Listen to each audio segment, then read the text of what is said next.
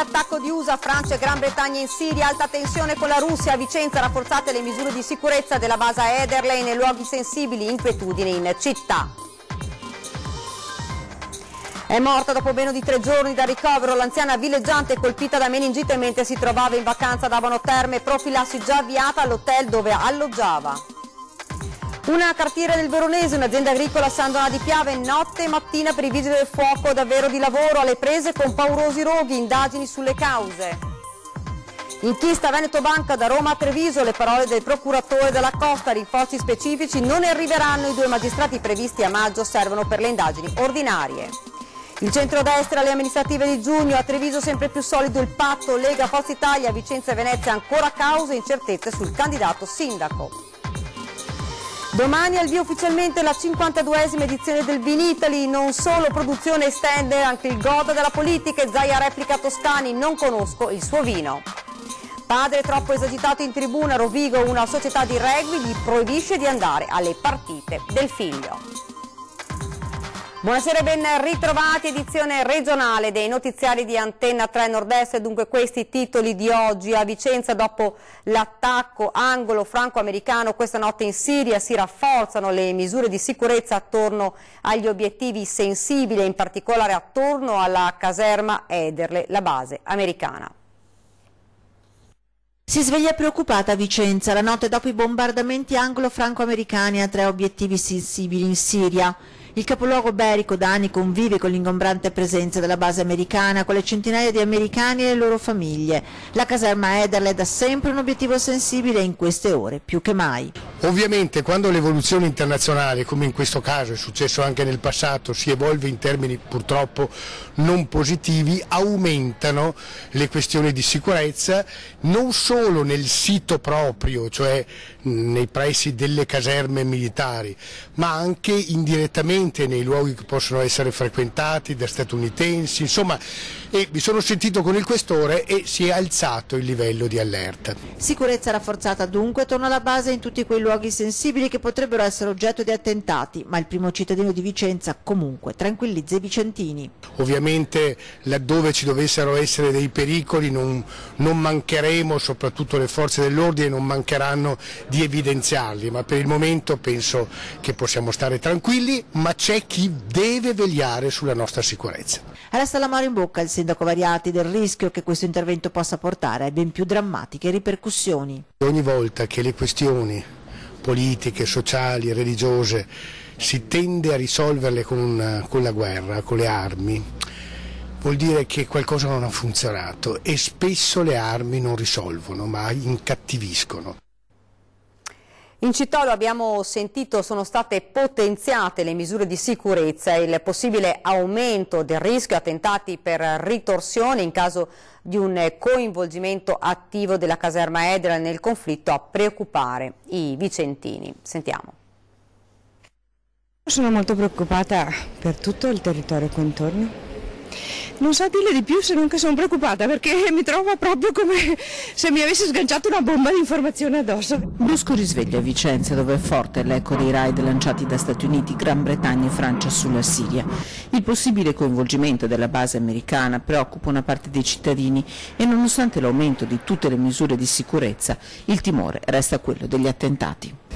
Potrebbero chiedere qualche supporto di aereo ma non potrebbe. Forse una minaccia terroristica nel caso in cui sia coinvolta e vengono fatti dei raid da parte di Vicenza contro effettivamente come stanno facendo, come ci sono gli attentati vedi in Inghilterra, vedi in Spagna, così in Francia. È una situazione grave per tutti, noi facciamo parte della NATO quindi saremo coinvolti comunque, penso. Non ne restiamo fuori anche se vogliamo. Sono moderatamente d'accordo perché non si può accettare quello che hanno fatto i bambini. La Ederle vale il 2 di picche nel mondo, non vale niente.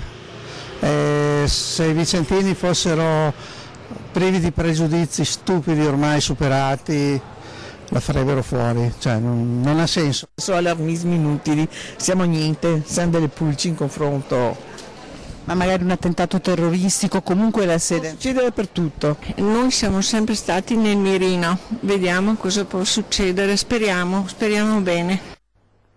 Ed ora ci spostiamo nel Padovano, è morta dopo meno di 3 giorni dal ricovero l'anziana villeggiante colpita da meningite mentre si trovava in vacanza ad Abano Terme. Non ce l'ha fatta la turista di 83 anni che mercoledì scorso era stata ricoverata in ospedale a Padova per sepsi da meningite. L'anziana, originaria di Mel, nel Bellunese, è morta all'ospedale di via Giustiniani. Si trovava da sabato 7 aprile in vacanza in un hotel di Abano Terme insieme a un'amica e fino alla serata di martedì 10 sembrava in buona salute. Mercoledì mattina era stata trovata priva di sensi in camera sua. Portata in ospedale era stata sottoposta a test che aveva confermato il sospetto di meningite e che ha portato a uno shock settico. Era così scattata la profilassi antibiotica per il personale dell'albergo entrato in contatto con la donna. Le sue condizioni si erano aggravate già nella giornata di venerdì, quindi questo sabato mattina la morte. I test hanno rivelato che il meningococco contratto era di tipo C, contagioso ma coperto da vaccino e scongiurabile con una semplice terapia antibiotica per bocca. Caso morbillo a scuola, alle Canossiane di Treviso è scattata la profilassi. Allarme morbillo alle Canossiane di Treviso, un ragazzino francese in visita con altri 44 compagni e coetanei delle medie dell'Istituto di Viale Europa è risultato affetto da morbillo e dal Dipartimento di Prevenzione dell'ULSS 2 è immediatamente partita una campagna di profilassi a titolo cautelativo che ha coinvolto un centinaio di persone tra alunni, famiglie ospitanti dei ragazzi che partecipavano allo scambio culturale e insegnanti. La comitiva arrivava da Orléans, città con cui Treviso è gemellata dagli anni 60 e dunque Treviso, ma anche Venezia e Belluno, le tappe della scolaresca. Poi, 2 giorni prima di partire, i sintomi del morbillo che il ragazzino, ospite di una famiglia tra Castelfranco e Montebelluna, avrebbe preso prima del viaggio. Di 10 fratelli, 5 sono infatti già ammalati. La gran parte degli alunni delle Canossiane entrati in contatto con la comitiva è risultata già vaccinata. Solo 3 si sono dovuti sottoporre al richiamo. 1, completamente scoperto, ha invece rifiutato la vaccinazione. 2 vasti incendi nella notte tra il Veronese ed il Veneziano, all'alba a fuoco il deposito esterno di una cartiera a Brentina Belluno nel Veronese. I vigili del fuoco accorsi da Bardolino, Verona e Trento con 6 automezzi antincendio e 19 operatori hanno lavorato dall'alba e per tutta la giornata per spegnere le balle di carta riciclate depositate su un piazzale all'aperto di circa 400 metri quadri, ancora da chiarire le cause del rogo.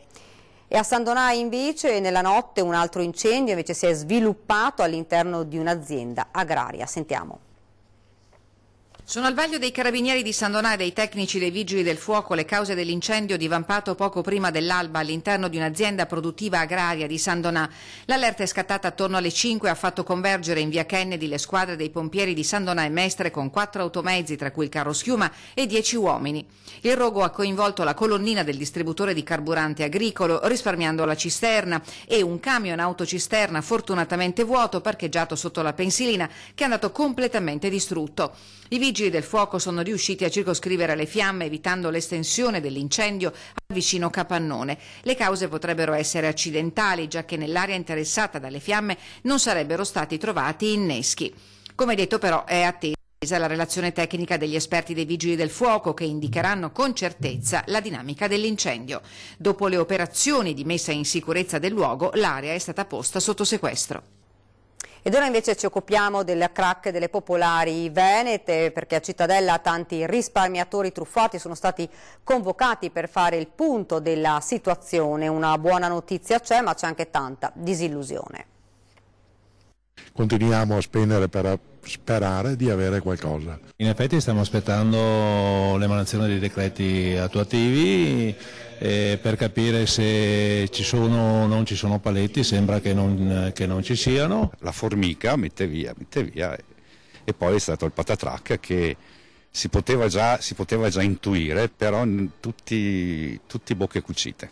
Milioni levati da bocca. Nessuna manifestazione di protesta, nessuna alzata di voce, molta amarezza e la speranza di non essere abbandonati completamente.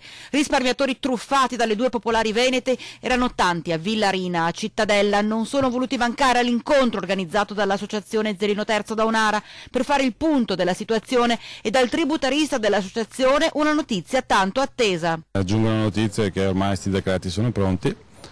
E la notizia bella secondo me è quella che i risparmiatori potranno in qualche modo essere autonomi a fare la presentazione della pratica ANAC, non ci sarà bisogno sembra dell'assistenza di alcun legale, quindi bene. Ma intanto la gente racconta il suo disastro, un disastro che li accomuna tutti. Lei cosa ha perso? Quasi 100 personalmente, dopo in famiglia molti di più. Io non ho perso niente di mio, ma mio padre sì. Purtroppo non c'è più e quindi sto andando avanti con la battaglia. 70.000 euro. Adesso vado via perché mi viene mai. Sulla scorta di questi tipi di informazioni che erano sicuramente fasulle ed errate, anch'io come tanti altri mi sono fidato in sostanza. Qualcosa si muove lentamente tra tanta disillusione, ma bisogna andare avanti a lottare. Allora si ricorda a tutti i risparmiatori truffati l'importanza di fare l'insinuazione al passivo entro il prossimo 23 aprile. Inchiesta Veneto Banca, la procura di Treviso si prepara alla gran mole di lavoro in arrivo dopo il trasferimento da Roma, ma il numero dei magistrati resta insufficiente. Rinforzi, voglio dire, per il processo no. Allo Stato non ce ne sono, nel senso che noi dobbiamo far fronte con quello che abbiamo. La procura si prepara all'enorme mole di lavoro, ma sa già che sarà molto complicato, perché quei 2 magistrati previsti in arrivo a maggio per portare la pianta dei sostituti procuratori da 10 a 12 non sono rinforzi appositi per gestire il ciclone dell'inchiesta che passa da Roma a Treviso. Sarebbero arrivati comunque, Veneto Banca o meno, per supplire alle carenze di organico e serviranno ad aiutare chi sarà impegnato nella maxi inchiesta a gestire le indagini ordinarie per non rallentarle. Per il capo della Procura di Treviso un vero rinforzo ad hoc sarebbe stato auspicabile e verrà richiesto se necessario, altrimenti... Si fa con quello che c'è, la Procura di Treviso farà fronte con le risorse disponibili che ha, sicuramente farà fronte. Non diremo sicuramente che non abbiamo fatto tutto quello che dovevamo fare solo perché ci mancava personale o perché non abbiamo un numero di personale sufficiente. Peraltro un rinforzo specifico servirebbe, come i 2 magistrati in arrivo a maggio, sempre solo per gestire l'ordinario, perché dati i tempi della giustizia, solo magistrati in pianta stabile a Treviso possono occuparsi di un'inchiesta così ampia, non certo sostituti che dopo 6 mesi devono ritornare indietro. Già, i tempi, quelli che rischiano di portare allo spettro della prescrizione, e su questo il procuratore è realista. Può darsi che ci sia, bisogna verificare il singolo reato, insomma non è adesso questo che innanzitutto dobbiamo vedere per che cosa noi siamo competenti, che cosa va contestato e che cosa può essere oggetto di una richiesta di giudizio. Domani al via il Vinitaly ed il governatore Luca Zaia risponde a suo modo alle frasi di questi giorni di Oliviero Toscani. Senta, ma più buono il vino di Toscani che il Prosecco? Non l'ho mai assaggiato, quello di Toscani. Da una Treviso patria del vino, il messaggio lapidario al fotografo ritornato a Treviso. Quasi un sms breve e conciso quello di Luca Zaia, che nel giorno in cui presenta il logo della Superlista con Gentilini a sostegno di Mario Conte nella corsa alle amministrative in città, non scorda che domani sarà a Verona, alla 52esima edizione del Vinitaly, per aprire lo stand Veneto, e dopo l'ira dei consiglieri regionali del Carroccio contro le ultime polemiche di Toscani, dal prosecco industriale ai veneti da educare nel bere, il governatore cerca di spegnere le luci della ribalta. Ma guardi, io non parlo assolutamente, non faccio pubblicità a chi la sta cercando. Così lo sguardo va a Verona, dove si sta per aprire un'edizione da record e non solo per la produzione in campo. Atteso come sempre il gotha della politica, da Salvini a Di Maio, che Toscani vorrebbe si ubriacassero per trovare un accordo di governo, passando per Gentiloni. Il contorno di VIP non mancherà, ma come sempre il protagonista alla fine sarà il tesoro versato sui calici. Nasce in Veneto perché siamo la prima regione d'Italia per la produzione di vini, con 11 milioni di ettolitri, l'Italia è il primo produttore mondiale. Questo è quello che bisogna ricordare. Noi abbiamo 52 denominazioni e quindi grazie a tutti i produttori veneti, perché assieme al vino si fa anche turismo del vino e territorio del vino, e quindi abbiamo delle località che hanno degli incrementi di turismo paurosi, esempio Prosecco. Zaia dunque era a Treviso per la campagna delle amministrative, un centrodestra a due facce per alcune delle città più importanti al voto a giugno. Proprio a Treviso il patto Lega-Forza Italia invece è sempre più solido. Intanto oggi è stato presentato il logo della lista in cui Giancarlo Gentilini e Mario Conte si sono definitivamente lasciati alle spalle i contrasti dei mesi scorsi con l'ex sindaco che ha definito Conte suo erede. Giancarlo Gentilini benedice Mario Conte, è lui, dice davanti a tutti lo sceriffo 2. Il sole, la folla, il palco, a San Tommaso per la presentazione del simbolo della lista Zaia Gentilini si radunano leghisti e non, e lo sceriffo tra selfie e proclami scalda ancora una volta il suo popolo. Con Mario Conte porteremo avanti il nuovo Vangelo, il credo, ma io dico che il Vangelo di Gentilini, Dio, patria, famiglia, ordine, disciplina, rispetto ai leggi, prima di altri e dopo che altri è più che mai, perché questo io voglio. Posso usare il Vangelo di Gentilini? Chiede Conte allo sceriffo. L'ex sindaco va oltre e lo designa suo erede. Io ho bisogno dello sceriffo d'Italia numero 2, ragazzi, e credo che sia l'unico erede in grado di prendere questo scettro che io cedo a lui. Ricordatevi, perché siamo ancora ricordati come il sceriffo d'Italia numero 1, voglio il numero 2. Il primo non si cancella mai, ma è importante. È come il primo amore. È come il primo amore. Scontri e dissapori tra Gentilini e la Lega alle spalle, o almeno così appare. I lunghi mesi di trattative si condensano nel simbolo della lista che ne è nata. Senta, che impressione le fa vedere il suo nome tra quei due? Sono due grandi padrini e sono orgoglioso che ci sia il mio nome e spero di farlo crescere perché diventi grande come loro. Nell'altro capoluogo al voto invece, ovvero Vicenza, situazione di estrema incertezza nel centrodestra. Nelle ultime ore svolta e strappo della Lega Berica. Il direttivo cittadino ha votato all'unanimità un documento in cui si dice pronta a sostenere il candidato a sindaco delle liste civiche di centrodestra, Francesco Rucco. Obiettivo dare una smossa a Forza Italia troppo indecisa e i tempi stringono. Sentiamo ora al telefono il segretario della Lega di Vicenza, Matteo Celebron, raggiunto poco fa. Ieri sera è stato convocato un direttivo cittadino, vista la situazione che diciamo così si sta manifestando a Vicenza di stallo rispetto alla scelta del candidato di centrodestra. Abbiamo votato un documento dove chiediamo che la Lega, diciamo così, vada o con un candidato proprio alle prossime elezioni amministrative oppure converga sulla figura di Francesco Rucco, che già sta facendo la campagna elettorale e quindi pronti a sostenere la candidatura di Rucco. Significa una spaccatura con Forza Italia? No, assolutamente, significa dare la sveglia a tutto il centrodestra in città, perché divisi vorrebbe dire perdere e ridare in mano la città al centro-sinistra. Le porte per Forza Italia sono aperte, però non abbiamo più tempo, non possiamo più perdere tempo e il candidato sindaco deve essere scelto quanto prima e deve unire tutto il centrodestra. E anche a San Donà i problemi non mancano per il centro-destra. Il candidato designato Gianni Corradini fa un passo indietro e si ritira dalla corsa per la carica al sindaco di San Donà. I manifesti per la campagna elettorale pare fossero già pronti e Gianni Corradini era certo di riuscire a sbaragliare la concorrenza, forte del sostegno della coalizione e dei tanti cittadini che aveva incontrato nelle ultime settimane.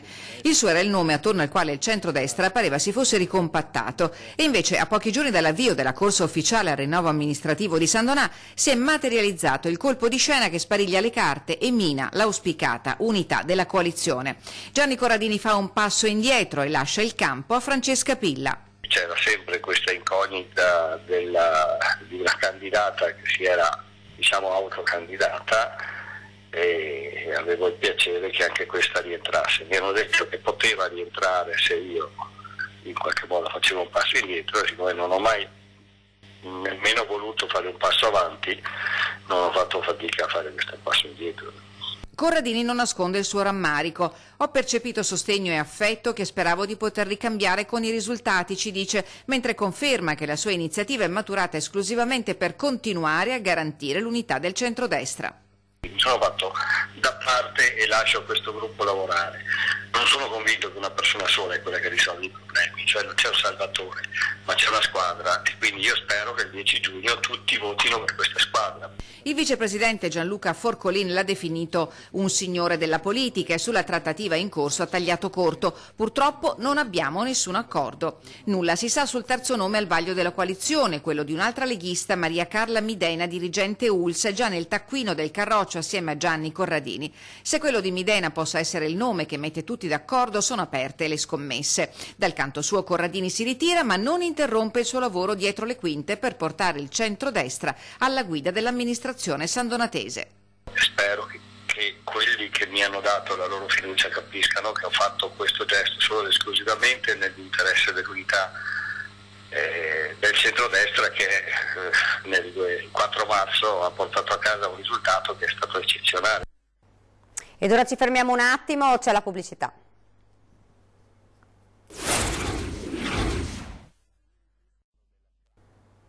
Siamo tornati nuovamente in studio, andiamo ora a Rovigo. Tifare va bene, ma esagerare no. Un papà dovrà rimanere a casa durante le partite del figlio, è accaduto a Rovigo. La società del Monti Rugby Junior ha sanzionato il padre del giovane atleta perché troppo esagitato, insomma una sorta di daspo locale. Non solo, ma anche il piccolo era stato sospeso dagli allenamenti e poi riammesso, ma ad un patto che a portarlo sarà la mamma, come concordato tra la famiglia e i vertici della società rodigina che cura il vivaio. La società ha fatto arrivare a casa della famiglia un telegramma con le disposizioni e l'allontanamento del padre dal campo da gioco.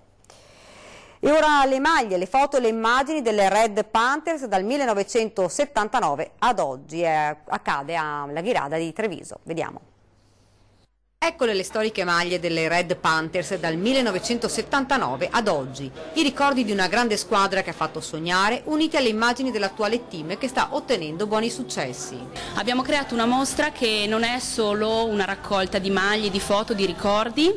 Abbiamo voluto creare anche un pannello invitando tutte le ex giocatrici che ci sono state in questi 39 anni di storia per riunirci intorno a questa squadra, per fare di nuovo gruppo, per essere di sostegno alle nostre giovani. È un momento di ritrovo anche con le nostre ex compagne e infatti domenica scorsa, quando abbiamo inaugurato questa mostra, abbiamo cercato di invitare tutte le vecchie giocatrici che sono passate negli anni. Accanto a Lisa, la vice capitano di oggi delle Red Panthers, Virginia. Questa mostra per me ha un significato molto importante perché mia madre è stata una delle prime pantere, quindi il campo l'ho vissuto fin da quando ero piccolina e vedere l'evoluzione della squadra facendone anche parte è molto, molto bello. Una mostra anche per presentare il big match tra le Red Panthers e il Rugby Riviera del Brenta. Questo è un derby storico tra due squadre, le più titolate d'Italia, e quindi al di là della tecnica ci sarà tanto cuore, tanta testa e tanto sacrificio da parte di entrambe. Ma domenica sarà anche una festa a Monigo con giochi per i piccini e la prima squadra maschile che non solo intratterà i bambini che arriveranno, ma sarà a disposizione per foto e autografi. Ed è tutto, io vi lascio alle previsioni del tempo, grazie davvero per averci seguito, buona serata.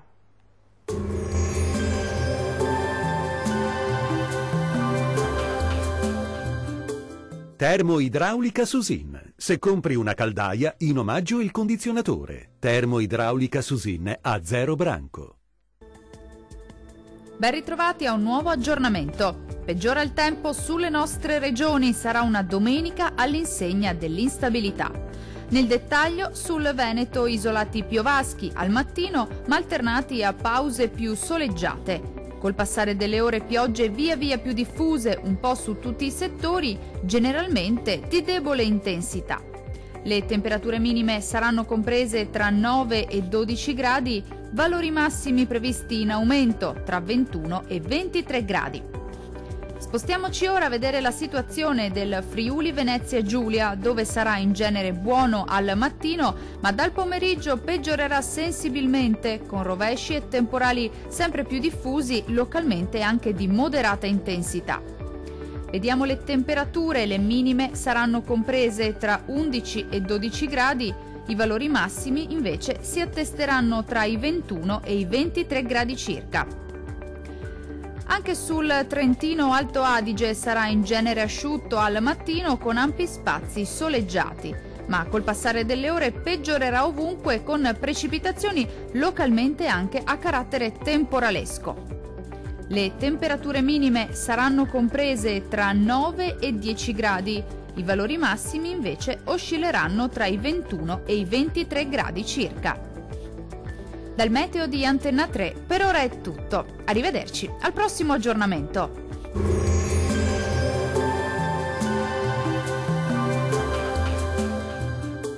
Termoidraulica Susin. Se compri una caldaia, in omaggio il condizionatore. Termoidraulica Susin a 0 branco.